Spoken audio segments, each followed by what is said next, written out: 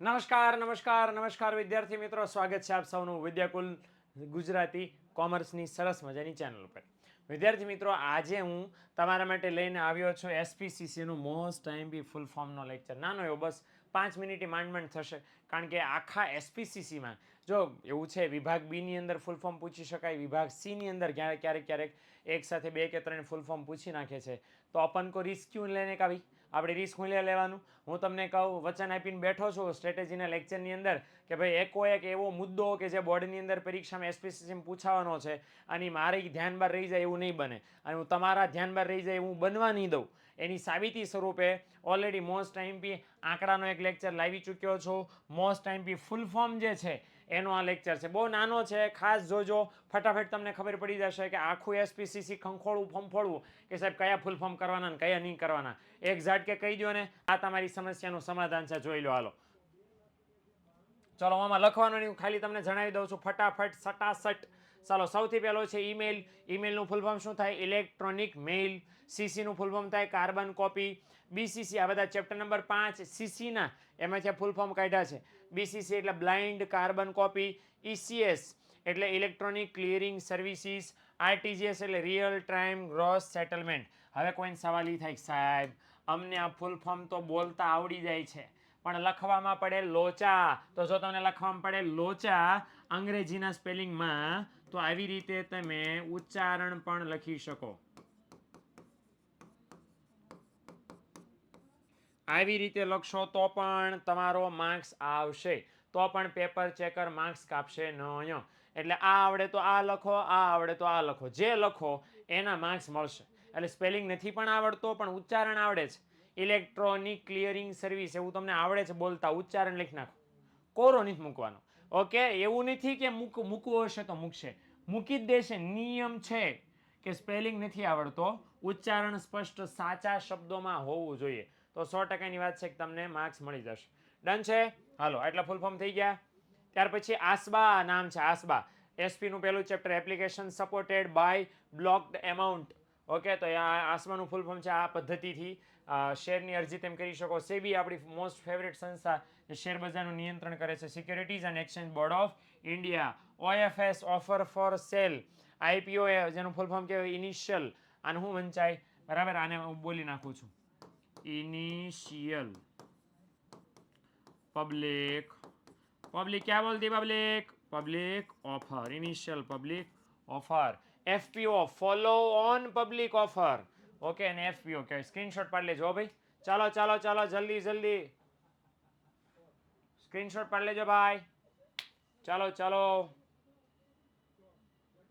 આગળ વધીએ. ત્યાર પછી હાલો, પીએસયુ એને કહેવાય પબ્લિક સેક્ટર યુનિટ, મતલબ જાહેર ક્ષેત્રની કંપની જે શેર બહાર પાડે છે. એનએસડીએલ, સીડીએસએલ, બીએમઆઈ આવી ગયું, અહીંયા આવી ગયું. એનએસડીએલ શું ફૂલ ફોર્મ થાય? National Securities Depository Limited. CDSL શું થાય? Central Depository Services India Limited. India નો લખો તો હાલે. Okay, DIN directors identification number, chapter number 5 એસપીનું સંચાલકો વાળું, બરાબર, જેને સંચાલક ઓળખ ક્રમાંક કહેવાય, એનું આ ઇંગ્લિશ છે. Directors identification number. પછી છે કેએમપી, કી મેનેજરિયલ પર્સન, બરાબર, ચાવીરૂપ સંચાલકીય વ્યક્તિ. આનું ગુજરાતી ફૂલ ફોર્મ એવું લખી શકો, પણ અત્યારે તો આ લખો, કી મેનેજરિયલ પર્સન. સ્ક્રીનશોટ પાડી લો. ચાલો ચાલો, હાલો ફટાફટ. આખી ચોપડીમાં જે તમારે કરવું પડે એ હું તમને 5 મિનિટમાં, જેમાં તમને અડધી કલાક થાય, હું 5 મિનિટમાં કહેવા તમને આપી રહ્યો છું. હાલો, જલ્દીમાં જલ્દી ઉતાર રાખજો, સટાસટ ફટાફટ. મોસ્ટ આઈએમપી ફૂલ ફોર્મ જો અહીં તમારા માટે મૂકી દીધા છે. ઓકે, હાલો, ત્યાર પછી બીઓડી બોલે તો બોર્ડ ઓફ ડિરેક્ટર, સંચાલક મંડળ એવું પણ એને કહેવાય. ઓકે, એ 5મા ચેપ્ટરમાંથી જ છે.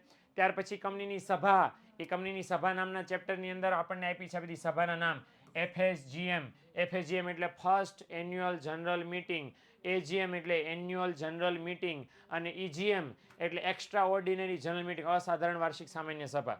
બરાબર, એજીએમ એટલે વાર્ષિક સામાન્ય સભા, અને પ્રથમ વાર્ષિક સામાન્ય સભા.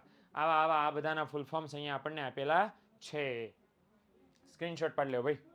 ચાલો ચાલો, જલ્દી સ્ક્રીનશોટ થઈ જાય એટલે તમને યાદ રહી જાય ને. 3 કે 4 સ્લાઇડ થઈ છે ને હજી ત્રીજું ચેપ્ટર છે ડિબેન્ચર.